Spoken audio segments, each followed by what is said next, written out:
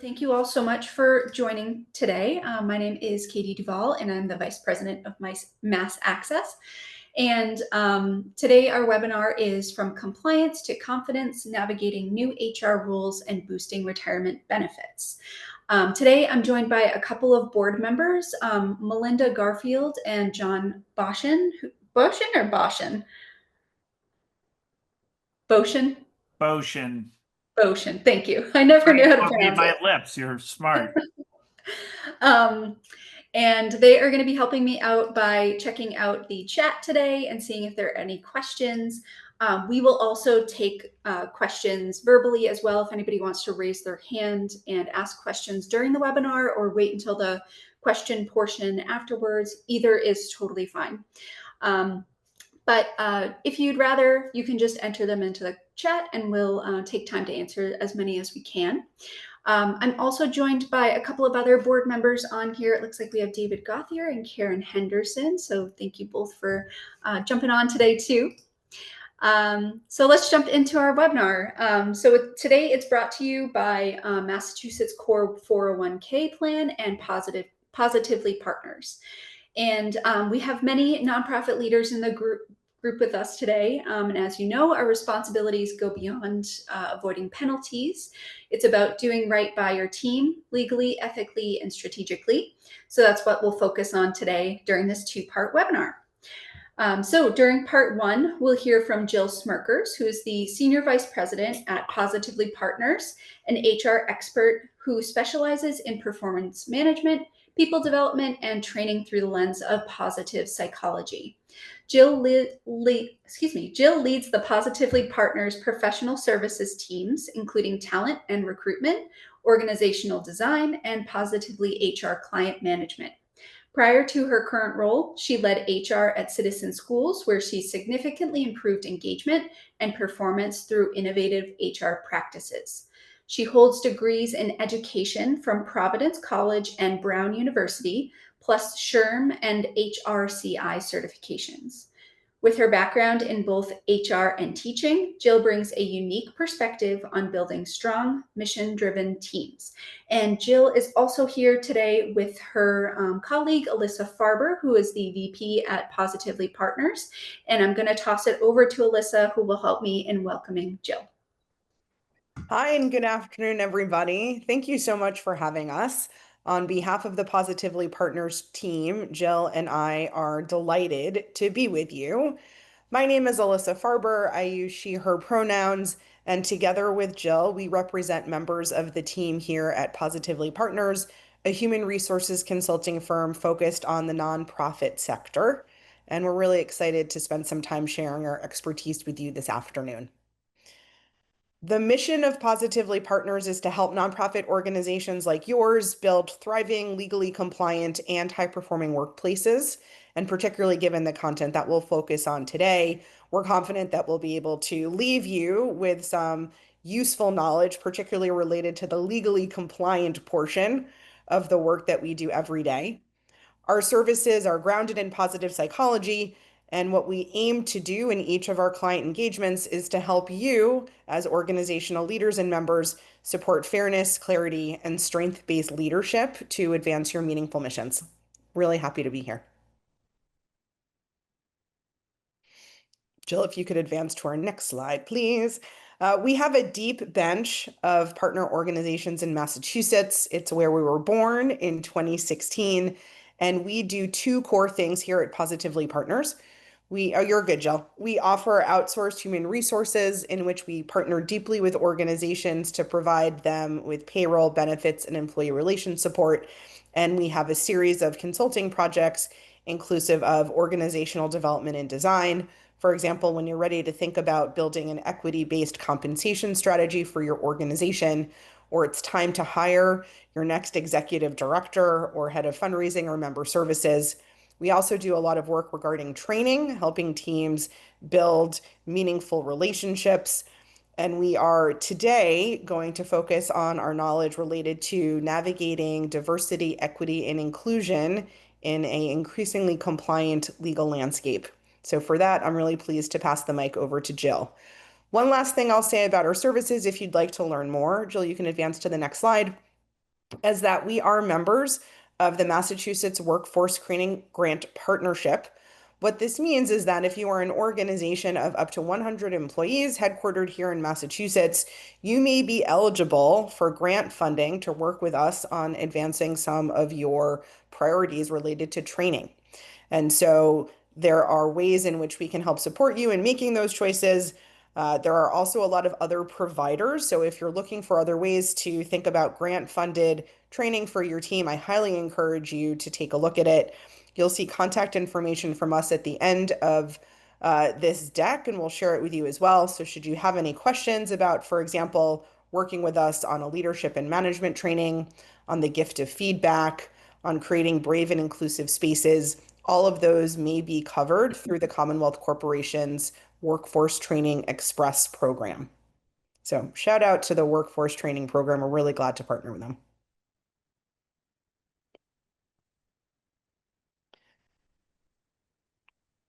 Okay, fabulous. Thank you, Alyssa, for the introduction, and good afternoon, everybody. This is a quick snapshot of what I'm going to kind of walk us through for the next kind of 10 or so minutes, just to kind of make sure that we're focused around some of these areas as you see on the screen, and really want to just acknowledge at the start that I know each of you as nonprofit leaders are navigating complex challenges and leading small nonprofits, and DEI is really one of the most confusing areas right now. We're in a moment where the rules and expectations around DEI are shifting quickly, and today we'll walk through some recent executive orders and DOJ guidance on how some of these federal kind of orders interact with state laws, like Massachusetts protections, what trends we're seeing across the nonprofit sector and private sector, and practical steps that you can take to protect your mission and your organization. And I think Alyssa spoke to this at the top. I think our focus in this briefing is really to make sure that we're applying a specific lens towards legal and compliance. I think we, as an organization, are having lots of internal discussion amongst our team and with our clients around sort of the remaining commitment towards equity and inclusion and remaining steady, but how we need to do that kind of advancement of values and mission in a changing legal landscape. And that's really kind of what we're focused on intending on briefing you on this afternoon.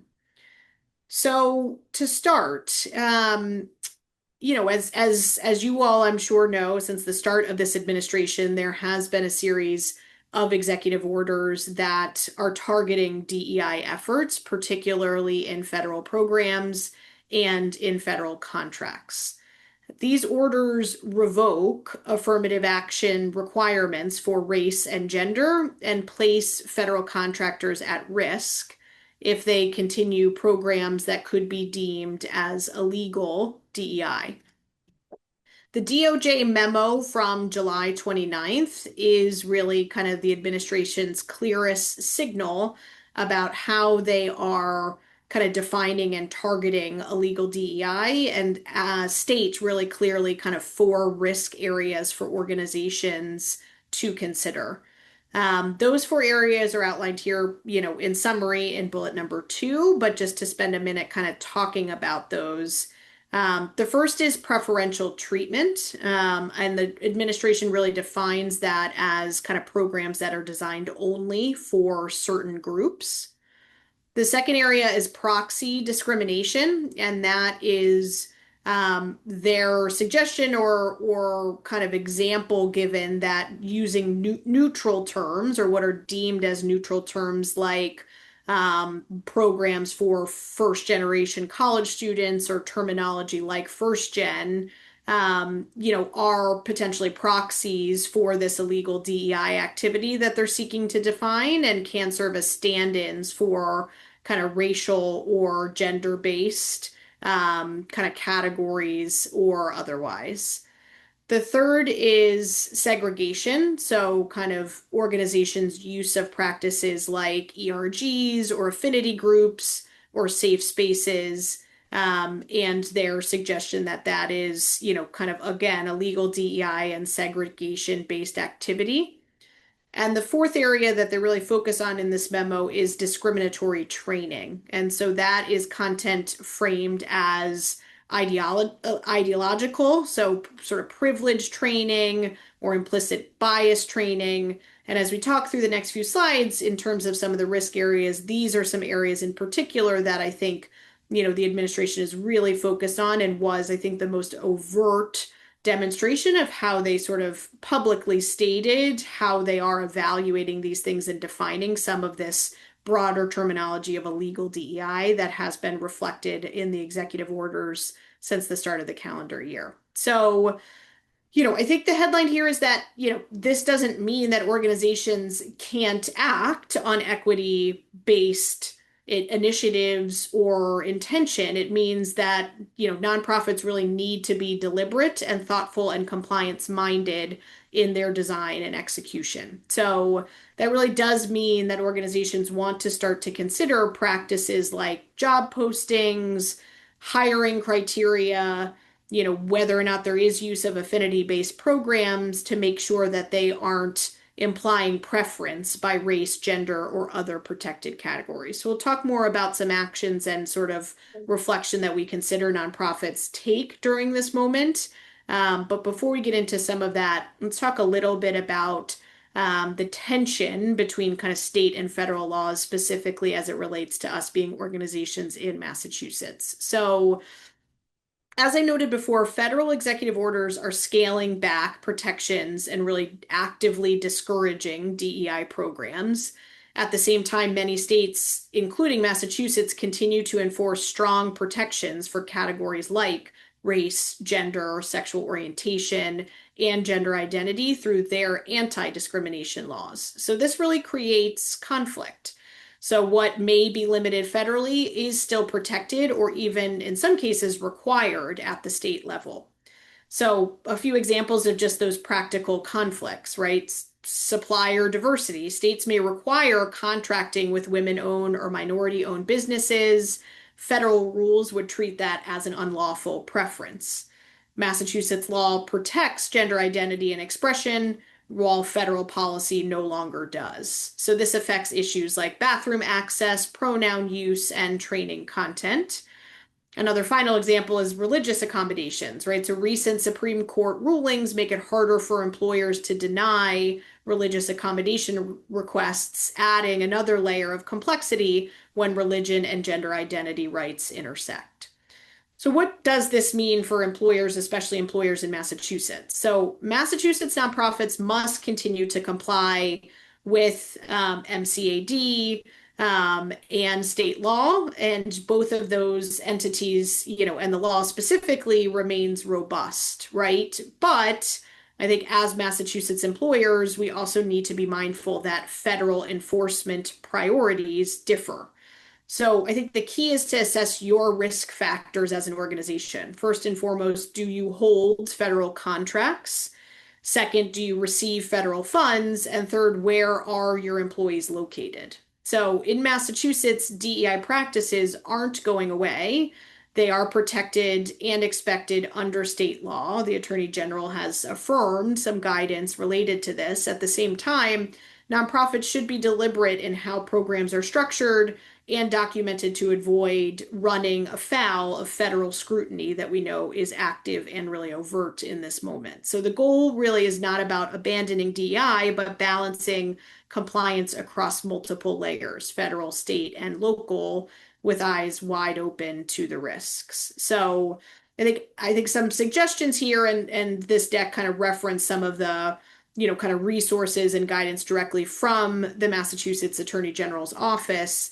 I think you'll see some of their focus is really around focus on access and fairness, not preferences or quotas, how to talk about kind of bias resistant hiring practices. So the use of competency-based interviews and structured rubrics that are consistently followed, thinking about inclusive policies and culture building. So that focuses on kind of equitable professional development access and otherwise. And ultimately, I think reminding Massachusetts employers that kind of the legal and cultural environment in Massachusetts is supportive, but again, need to balance that with sort of the federal scrutiny that is overt in this moment. So I think as we kind of summarize some of this, I mean, I think it's good to just talk a little bit about kind of what we're seeing across the sector and really across industries, where especially in the private sector, many There is organizations still are a little choosing. bit of ice cream cake left. Um, so in the private sector, I think we are seeing many organizations scale back public DEI commitments and even cutting kind of DEI initiatives or roles focused specifically on the advancement of DEI. This isn't really necessarily to indicate that they've lost interest in these efforts, but I think is a response to their perception of legal risk. But I think a good to know and think about is that not all DEI activity carries the same level of legal exposure, right? I think ultimately this becomes an exercise around risk tolerance. What one organization may choose to sustain, another may decide to pull back from. And so I think there's a couple things that we wanted to name based on our assessment, of this, spending time with our legal counsel, and our understanding of some of the structure across the sector is that there is a set of activities that are deemed higher risk, especially informed by this recent kind of DOJ memo from the end of July that really kind of quotas or balancing targets, scholarships restricted to identity groups, or tying executive compensation to DEI outcomes, mandatory bias training framed as kind of advancement of ideological, kind of thinking really are considered high risk. I think, maybe more moderate risk are things like, employee resource groups, cultural or heritage celebration, sourcing pipelines from HBCUs, or other kind of colleges or university deemed at focus on specific groups.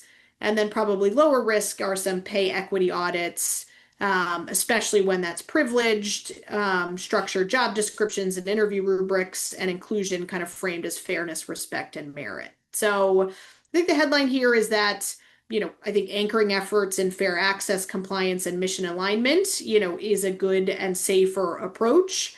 But I think it is an exercise in risk tolerance and a need to really make sure that you're being clear with your board, your funders, that your approach really is legally sound and consistent with values.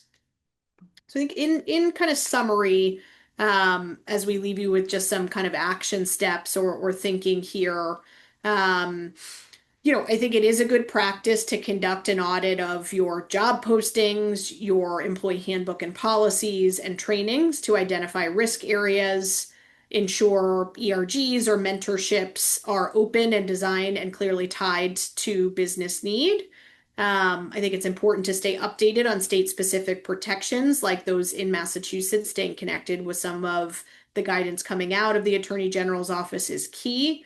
And I think ultimately, I think our position is really, this I think represents, a need not as kind of shutting down equity kind of work, but more on adjusting language, documenting business reasons, and focus on mitigating risk so that organizations kind of can keep advancing and servicing their missions, but doing so in a kind of less legally risky way, knowing kind of where the federal stance is on some of this. So I think that was a lot, but hopefully gives kind of some targeted guidance and considerations, and happy to open it up for kind of key questions that are top of mind for folks.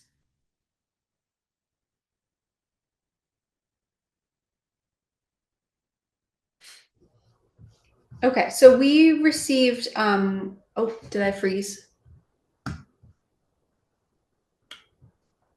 No, You're okay, Katie. Okay, okay. Okay, so we received one written question. This comes from David. Would PEG funding be considered federal funding because the law that requires it is a federal law? Say the name of the funding again. Sorry, you kind of cut out, Katie, as you were saying that. PEG funding, so public education and government access funding. So that comes from a federally mandated FCC law. Yeah, it's a good question. I mean, I think, federal contracts is more sort of where they are, kind of focused from the executive order perspective. So I don't know that I know for certain whether or not that is or isn't considered a federal contract. I think my hunch is it's not, but that's the kind of thing that as I identified those kind of, risk questions, that is primary, because I think if it is deemed a federal contract or you are considered to be a federal contractor based on the assumption of funds, I think the mandate to comply with these executive orders, for example, kind of would, kind of trump any of the state-based guidance from the Attorney General's office or otherwise. So yeah, I would look into that to confirm for sure, and it's the exact kind of question you should be asking. Okay, thank you. Our next question comes from John at FCAT. He said, do you have any recommendations for any HR related workshops or classes that cover this? I know you mentioned the Workforce Training Fund. Maybe we could sign up for that and find some HR courses on there. But does Positively Partners offer any through there? And are there any others that you recommend? Yeah, it's a great question. I mean, and I think this represents, I think, and I think, some of these executive orders came out at the top of the calendar year.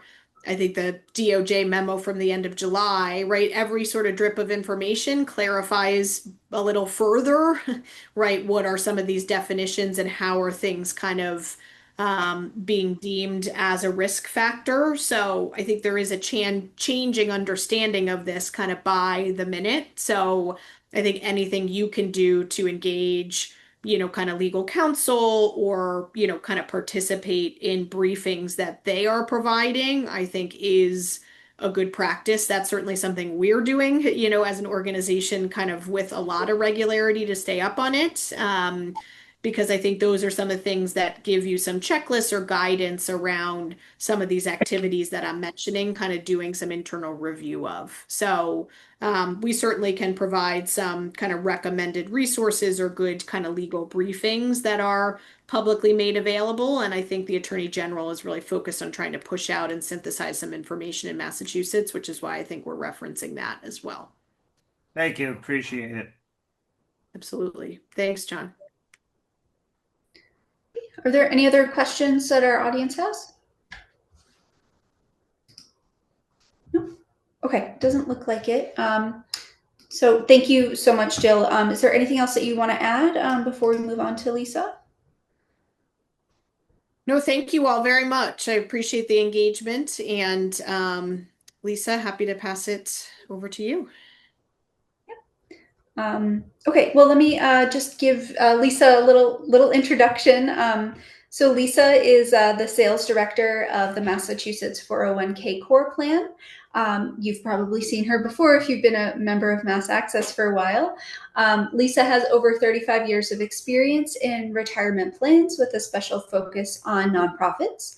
Lisa holds an MBA from Northeastern University, a BA in English, and multiple professional licenses.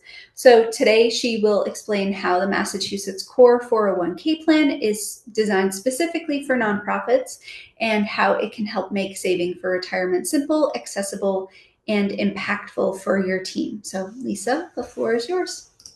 Thank you very much. Can you hear me and see my screen?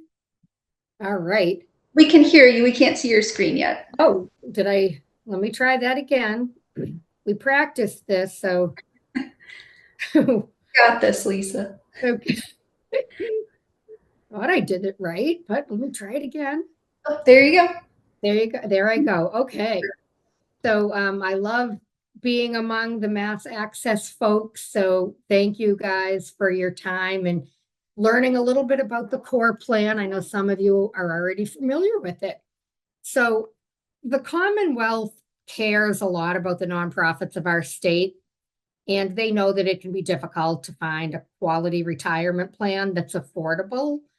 So what they did was they created one just for the nonprofits of Massachusetts. And some exciting things have happened within the last month. And number one, the plan used to only be available to nonprofits in Massachusetts who had 20 or fewer employees. And now legislation has passed, making it available to nonprofits in Massachusetts who have 100 or fewer employees. So we're really excited to be able to help even more nonprofits save for retirement. Now, so in a nutshell about this plan, it's different from other retirement plans. So the way I think of it is, it's not just, another financial services company putting out another product to meet their own agenda. Instead, it's the Commonwealth, it's the state who decided to create this product. And they did it because there was a need for it. So right off the bat, it's different in that way. It was state sponsored and it was built just for you guys, the nonprofits of our state. The second item you see here relates to fiduciary oversight. Usually when you offer a retirement plan, there has to be a planned fiduciary, and usually that is the employer. And when you are the planned fiduciary, you take on a lot of responsibility and liability that falls into the two categories you see there, the administration of the plan and the investments in the plan. Well, the Commonwealth knows that, at most smaller nonprofits, you don't have a lot of extra time to spend worrying about your fiduciary responsibility. So they designed the plan so that they themselves are also a fiduciary alongside you, and they take on the vast majority of responsibilities. That's a huge differentiator, okay? The third bullet, it's a multiple employer retirement plan, which means it's a way for the small nonprofits of our state to band together and benefit from scale. So we look at all of the organizations who joined the core plan as one large employer, because it's always, the large employers who seem to get the better pricing and the more robust products. So you get to take advantage of that through this plan. And lastly, it's record kept by an industry leader, and that is Empower. So just to be clear on the two different logos you see there, CORE is the name of the 401k. Again, it was the Commonwealth's brainchild. They had their lawyers draft a plan document. They branded it CORE. Because they are not a financial services company, they needed to team up with one to do all the customer service, to answer the phones at the customer care center, to send out the statements, to build the website, and that's Empower. So technically I work for Empower, but with the Commonwealth hand in hand. I talk to them daily. So anyone who says they're in the core plan, it is being serviced by Empower. Fiduciary responsibilities, I had mentioned, the Commonwealth assists with these, so the full burden doesn't fall on you. So just some examples. Normally, you'd have to monitor the investments that you're offering to employees. You don't have to do that with this plan. The Commonwealth does that with their own independent investment consultant, Aon Hewitt. Normally, you'd have to file and sign the Form 5500. You don't have to do that with this plan. The Commonwealth does it. I know some financial organizations say we'll prepare the 5500 for you, but then they give it to you to sign. And if you're signing it, you're still responsible. So with the core plan, you're not even signing it. And then I'll just jump to the bottom. Another fiduciary responsibility is monitoring the service provider. So monitoring Empower or monitoring Fidelity or Vanguard or whoever you might have your plan with. Well, again, the Commonwealth handles this because they monitor Empower. Believe me. So that's that. Now, let me just move over. If you do decide to come on board with us, we don't just give you like an 800 number and a website. We have a whole team. We give you an implementation consultant to work with. We give you a relationship manager who will do a presentation, a webinar presentation for your employees. We give you client service managers. So you could call 800 numbers for everything you need, but if you wanted to work with the same person, we let you do that. The contribution options, this is the biggest decision that you'll make if you join this plan. We offer 3 different options. One is you could set up this retirement plan with no employer contribution. Let's say it's not in your budget to make an employer contribution. Well, there's still value in setting up the plan and letting employees contribute their own money So they're saving for retirement and getting some tax benefits. It also helps attract new talent. If you can say, hey, we have a retirement plan. Option 2 and 3 are options that do provide an employer retirement plan. So let's say it's in the budget and you want to provide a plan. You can either do a match or a non-elective contribution. The match, it's a very specific match. So you can see it's a dollar for dollar match on the first 3% of compensation. And then it's a 50 cents on the dollar match on the next 2% of compensation. So it's 2 tiers. You're matching dollar for dollar initially, and then 50 cents on the dollar on the next 2%. Then you're not matching anything. So the amount that the employer would contribute depends on how much the employees decide to contribute, right? Someone puts in 2%, then you're putting in 2% for them. Someone puts in 4% of their pay, you're putting in 3.5% of them. Someone puts in 5%, 6%, 10%, you're putting in 4% for them. Okay. So employees only get a contribution from the employer if they themselves are contributing. And then the third option is called a non-elective contribution. This is not a match. This is just where the employer gives everyone a contribution, even if they're not contributing themselves. And the minimum the employer has to give is 3% of compensation. Now, the pricing is another thing that I shouldn't say that because this is being recorded. Give me a call about the pricing because it's very competitive. And I'd be happy to share that with you. So these are the contribution options that are available if you go with this plan. And also, one big goal of the Commonwealth was to provide access to as many nonprofit workers as possible to a quality retirement plan. Therefore, with this plan, all W-2 employees are eligible, including part-timers and seasonals. Everyone's eligible immediately and vested immediately. And the note is just intended to be helpful. You know, you want to always make sure your employee handbook is consistent with the provisions of the benefit you're offering. So I know some employee handbooks say benefits are available to all full-time employees. That's not the case with this benefit. This is available to all W-2 employees. The Commonwealth designed the plan to make it really easy for employees to do the right thing. And on this slide, doing the right thing means joining the retirement plan, saving for your own retirement. So the Commonwealth designed this as an auto-enroll plan. That means employees still have total control over whether they contribute their own money or not. But the employees do have to tell Empower what they want to do. Either, hey, no, I don't want to contribute anything. Or, hey, I want to put in 3% of my pay. Or I want to put in $50 a paycheck. So employees can decide what they want to do. If they don't tell Empower what they want to do, that's when they will automatically get enrolled. So it's kind of a good thing. It's meant as a safety net. So like employees who are not paying attention, then this account is being built for them. And when they go to retire, it's like, hey, you have this retirement plan account. And you didn't even have to do a thing. It just automatically happened for you. Again, the Commonwealth tries to make it easy for employees to do the right thing. And on this slide, doing the right thing means building a diversified portfolio. So don't put all your eggs in one basket. But if you were to give employees a list of investment options, and if you said, you know, here's what's available in the 401k, pick what you want. And oh, by the way, make sure you diversify.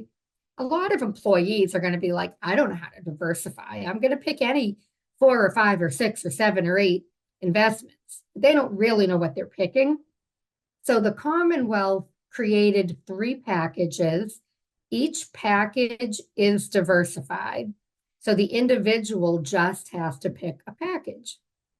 And the first package and the most popular package are target date funds, which I bet a lot of you are familiar with.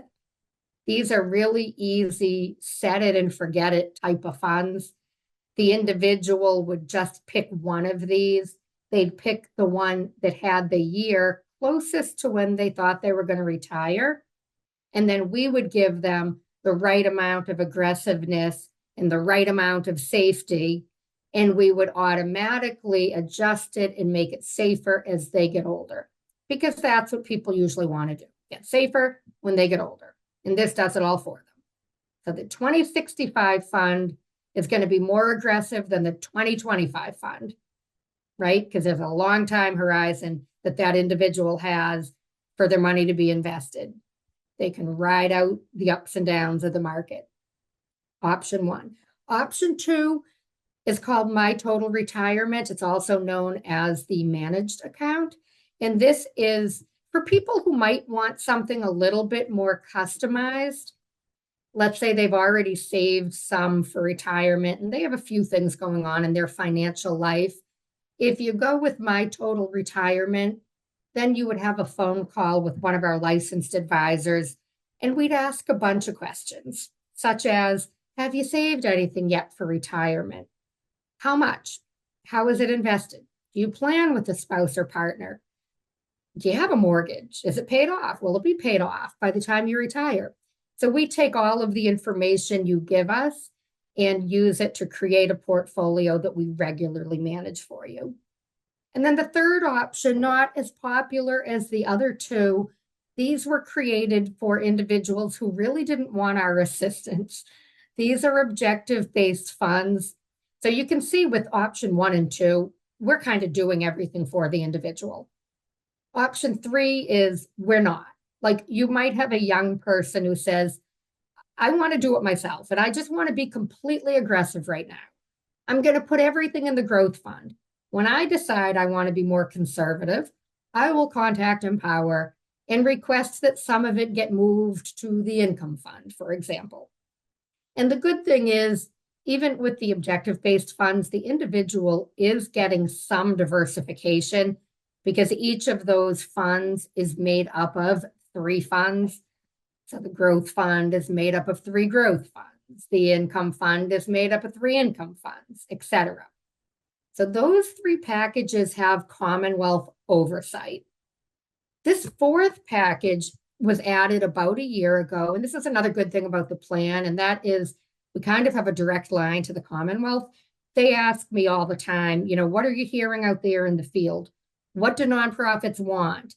We want to make sure we continue to evolve the plan to meet the needs of those it serves. So I had told them, well, I'm getting a lot of requests for ESG funds, also known as socially conscious funds. And we didn't have a dedicated fund for just that. So what the Commonwealth did was they created this self-directed mutual fund window, which means employees have access to every mutual fund that exists in the mutual fund universe. So if you didn't want to go with one of our 3 packages and you wanted to pick your own funds, either socially conscious funds or not, like maybe you just love a Vanguard fund, you can get what you want through option 4. Okay. So that is all I wanted to share, and I'm happy to take any questions you guys might have.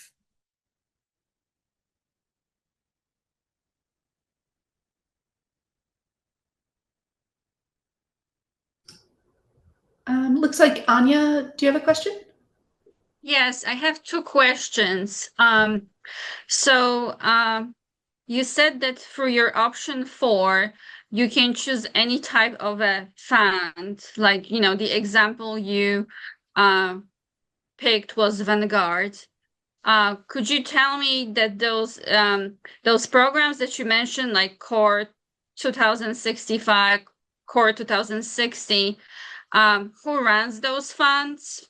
Yeah, it's a great question. So the 3 packages on top are made up of State Street Global Advisor funds, along with a Goldman Sachs fund and a Loomis Sales fund. And the Commonwealth, along with their investment advisor, Aon Investments, decide which funds are going to be used for each package. So there are like 12 funds, again, that are like mostly State Street funds. There's a Loomis Sales, there's a Goldman Sachs. Commonwealth and Aon decide, all right, which of these 12 are we going to use in option 1? Which of these 12 are we going to use in option 2? And which of these 12 are we going to use for option 3? Okay. So with those 3 packages, there's always the Commonwealth oversight, meaning they're always looking to make sure the funds are performing well, the expense ratios are low. But yeah, there are like a set group of funds that are used to make up those 3 packages. Whereas option 4, just go for it, do whatever you want. Did that answer it, Anya? Yes. I have one more question. Yeah. So could you talk a little bit more about who picks those funds? Is it Empower that picks it up, or is it some state entity that was created that picks the funds for those core funds that were created? Yep. It's the Commonwealth and Aon Investments pick the underlying funds in options 1, 2, and 3. So none of the options in 1, 2, and 3 are Empower funds. So we don't use any of our proprietary funds in the fund lineup, whereas a lot of companies do. What that means is like Fidelity, if they're offering a retirement plan, they might only offer Fidelity funds in that plan because they're getting some of the expense ratio. We don't get paid at all through the fund because none of these are our own funds. Does that make sense? Yes. Thank you. You're very welcome. Any other questions? Okay. Sorry, if I can, go. it's Karen. Yep. I was just wondering about the whole idea, that you were saying that this is available to all W-2 employees, excuse me. And there is the kind of auto enroll option, or not option, requirement, right? Correct. So my question, Lisa, is I've found that it's a little bit difficult when you have we have a lot of part-time students who work for us. Right. And I don't know if that's a state mandated piece of it. I kind of wish that if I had someone who's going to be a part-time student for a short amount of time, that they wouldn't have to go through this. I totally get where the requirements for that. I feel like if it's somebody who's going to work 5 hours a week, do I need to have them really sign up for this? Yeah, no, you do. I totally understand the question, but what you need to do is if they get a W-2, they have to have a shell account on our system. So like when you start the plan, we ask you to give us a list of all your W-2 employees, even before we know who wants to contribute, right? And then we send out the enrollment material and tell people it's an auto-enroll plan. Tell us how much you want to contribute. If we don't hear from you, you get auto-enrolled. So yeah, you do have to do that same thing. Like if you're hiring a part-timer, you need to contact us so we can set up a shell account for them. The important thing is, Karen, you just need to make sure they call and opt out. And right. If you have the time to sit with them, I would just do that, make the phone call with them. They have to be the one talking, but you can be there, and they just need to say, look, I don't want to do it if they don't want to do it. And I also have like a, I don't know what you want to call it, just like a one pager where you can ask your part-timers to sign it. It's basically saying that they acknowledge that they need to opt out if they don't want this plan. Mm-hmm. So at least this way, if they complain, like let's say they did get automatically enrolled and they come complaining to you, you would have something that they signed saying they understood. It's an auto-enroll plan. They need to opt out. Right. So okay. But it's not, there's no, like, that's not core. I mean, that's like that's required by the state? Like, That's why does that exist? It's required by the state in this plan. Okay. That's how the state, because the state wanted this plan to be really easy for employers to administer. And the Sure. easiest way to do that is you make all W-2 employees eligible. Right. Okay. All right, great. Thank you so much. You're welcome. Anything else? Lisa, we have one written question from Sure. David. He asks, what is your advice for convincing younger employees to start saving now? I wish I had listened to those people who told me. I agree. And I have something for that too. I have an email that you can send out if you want. You need to basically say to them, where do you think your money is going to come from in retirement? You need to say, there's never a good time to save. You need to tell them that when they do it through an employer-sponsored plan, they're much more likely to save because it's all payroll deduction. But you are right that the employer really needs to drive that message home to everyone, not just younger employees, but particularly younger employees. And, you just have to, again, it's like, where's your money coming from? And I have also a calculator, a link to a calculator I put in that email that says, go use this calculator and see what your money grows to if you start saving now versus if you start saving in 10 years. And that's impactful too, because it shows the power of compounding. The sooner you start, the less you have to contribute to get to a certain goal.